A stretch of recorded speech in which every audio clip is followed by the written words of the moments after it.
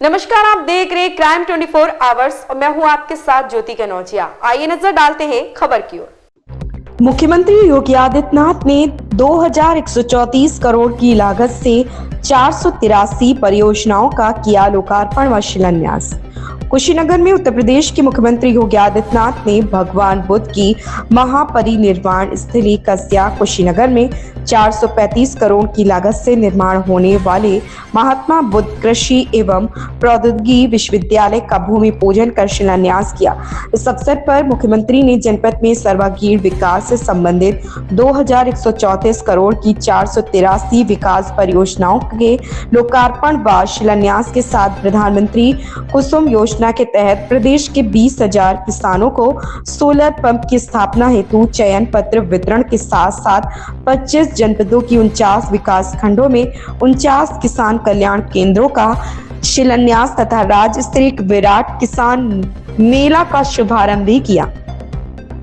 इस अवसर पर मुख्यमंत्री ने विभिन्न विभागों द्वारा स्टॉल लगाए और प्रदर्शनी का अवलोकन किया गया एवं शासन की विभिन्न कल्याणकारी योजनाओं के लाभार्थियों को प्रमाण पत्र सौंपा। कार्यक्रम के दौरान दुद्दी नगर पंचायत अध्यक्ष प्रतिनिधि मोहम्मद अजीम आलम अपने हजारों समर्थकों के संग भाजपा की सदस्यता ग्रहण किया। इस पावन महापरिनिर्वाण स्थली कुशीनगर में महात्मा बुद्ध के ही नाम पर कृषि एवं प्रौद्योगिकी विश्वविद्यालय के आज के शिलान्यास कार्यक्रम में और जनपद की 2200 से अधिक करोड़ रुपए की परियोजनाओं के एक साथ लोकार्पण और शिलान्यास के लिए आयोजित आज के इस समारोह में उत्तर प्रदेश सरकार में मेरे सहयोगी मंत्री कृषि मंत्री श्री सूर्य प्रताप शाही जी, कृषि राज्य मंत्री सरदार बलदेव सिंह ओलख जी, जनपद के प्रभारी मंत्री श्री सतीश शर्मा जी, क्या यहां के लोगों को मिला है? कृषि विश्वविद्यालय मिल गया, मेडिकल कॉलेज मिल गया, एयरपोर्ट मिल गया, इसके अलावा और क्या हुआ है? तो मैंने देखा कि 200 यानी 750 करोड़ रुपए की लागत से यहाँ कृषि और प्रौद्योगिकी विश्वविद्यालय बनेगा। 750 करोड़, 250 करोड़, 255 करोड़ रुपए की लागत से हम लोगों ने मेडिकल कॉलेज का निर्माण कार्य कर रहे हैं। 250 करोड़ रुपए की लागत से एयरपोर्ट का निर्माण हो चुका है। और अब जब मैं यहां देख रहा था तो यहां पे आयुष्मान भारत के अंदर 9,23,000 लोगों के अब तक आयुष्मान कार्ड मिले हैं, यानी 5 लाख रुपए प्रतिवर्ष उन्हें स्वास्थ्य बीमा का कवर प्राप्त होगा। प्रधानमंत्री किसान सम्मान निधि के अंतर्गत 6,29,000 किसानों को 6,000 रुपए सालाना यहां पर प्राप्त हो रही है। यहां पर प्रधानमंत्री आवास योजना में ग्रामीण क्षेत्र में 36,500 यानी 590 और शहरी क्षेत्र में 37,575 गरीबों को एक आवास उपलब्ध करवाने का कार्य हुआ है। और साथ साथ पडोना जनपद में बहनों और भाइयों, मुसहर जाति और बंटांगिया जैसी जातियों के लिए भी 7,070 आवास मुख्यमंत्री आवास योजना में स्वीकृत करके उन्हें उपलब्ध करवाए गए हैं। 3 लाख रसोई गैस के निःशुल्क कनेक्शन उपलब्ध करवाए गए। और यहां पर वृद्धावस्था पेंशन, निराश्रित महिला पेंशन और अन्य योजना और अन्नदाता किसानों के लिए डबल इंजन सरकार ने जो काम किया, सॉयल हेल्थ कार्ड से लेकर के किसान बीमा योजना से लेकर के प्रधानमंत्री कृषि सिंचाई योजना, प्रधानमंत्री किसान सम्मान निधि, ये सभी योजनाएं या लागत का 1.5 गुना एमएसपी देने का कार्य या वर्षों से गन्ना किसानों के गन्ना मूल्य के भुगतान की कार्रवाई डबल इंजन सरकार की कार्य है। और बहनों भाइयों, आज जब कृषि और प्रौद्योगिकी विश्वविद्यालय यहां बन रहा है तो अब केवल महात्मा बुद्ध को अब देश ही नहीं जाएगा बल्कि कृषि क्षेत्र में, प्रौद्योगिकी के क्षेत्र में इस जनपद की तकनीक देश और दुनिया के अंदर जाएगी।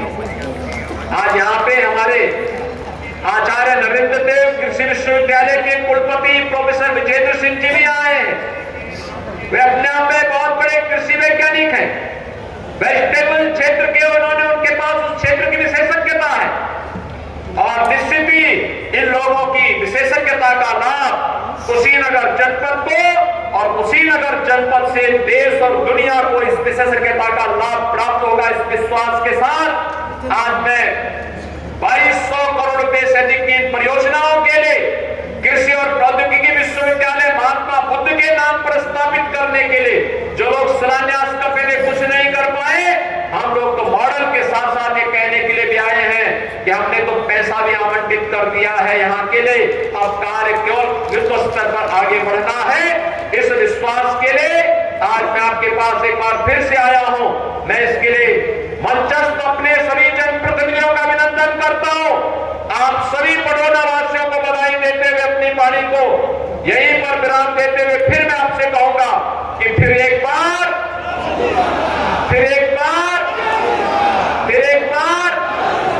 जय जय। 2004 से जो लड़ाई हम लोगों ने लड़ी 2024 में साकार हो रही है। उस पर नहीं बैठूंगा। और सबसे बड़ी बात यह है कि किसानों के लिए आपने 2017 में भारतीय जनता पार्टी के कमल के फूल खिलने के बाद, पुलिस आपके नेतृत्व में सरकार बनने के बाद जो पहला फैसला आपने किया था वो फैसला किया था किसानों के लिए। आपके मंत्रिपरिषद का पहला फैसला किसानों के लिए। उत्तर प्रदेश के उन किसानों ने जो बहुजन समाज पार्टी और समाजवादी पार्टी की सरकार के गैर जिम्मेदाराना हरकतों के कारण जिनके 3-3, 4-4 साल तक गन्ने के मूल्य बाकी नहीं बकाए रह गए, जिन किसानों का सही टाइम पर भुगतान नहीं होता था, उनकी खरीद नहीं होती थी, जब खरीद कर लिया गया तो यहाँ के किसानों को 5-5 महीने 6-6 महीने दौड़ने पड़ते थे। और मैंने वो दिन देखा है कि कसिया के ईको से लेकर के नेशनल हाईवे तक एक बोरी यूरिया के लिए लोग लाइन लगाया करते थे, लाठियां कसिया के हाईवे पर चला करती थी, भारतीय जनता पार्टी के कार्यकर्ता उसका मुकाबला करते थे। आज उस जगह पर आपने उस किसानों के बकाए कर्जे को माफ किया और आपने यहाँ कसिया के भीतर कुशीनगर में विश्वविद्यालय दिया। बहुत बहुत अभिनंदन है, बहुत बहुत स्वागत है। हम लोगों के पांव बंधे और इसलिए मैं सिर्फ किसानों के बारे में चर्चा करना चाहता हूं कि मुख्यमंत्री जी का दूसरा फैसला, रबी का सीजन अभी आ रहा है, उस समय भी हम लोग मार्च में चुने गए थे, मार्च में हमारी सरकार बनी और दूसरा फैसला जो किया था आपने गेहूं के उत्पादन करने वाले किसान भाइयों का 50 लाख मेट्रिक टन गेहूं खरीद करने का, रिकॉर्ड खरीदारी करने का। हम लोगों के पहले की सरकार ने मात्र 7 लाख मेट्रिक टन खरीदे थे, आपने 50 लाख का फैसला किया, 43 लाख मेट्रिक टन आपने खरीदा, 8,500 करोड़ रुपए का भुगतान एक हफ्ते के भीतर किसान भाइयों के खातों में पहुंचा दिया। यह भी किसानों के लिए इतिहास था। आपके जमाने आज व्यवस्था ऐसी बदल दी कि जिस किसान को बीज के लिए यदि 1 कुंटल बीज के लिए 2400 रुपए जमा करने पड़ते थे गेहूं के बीज के लिए, तो हमने एक्सपोर्ट सब्सिडी लागू कर दिया है, आपके आशीर्वाद से लागू किया है। अब उस किसान को 1200 रुपए जमा करने पर ही 1 कुंटल गेहूं का बीज या 1 हम की स्थिति है कि भाजपा को मुस्लिम विरोधी पार्टी कहा जाता है।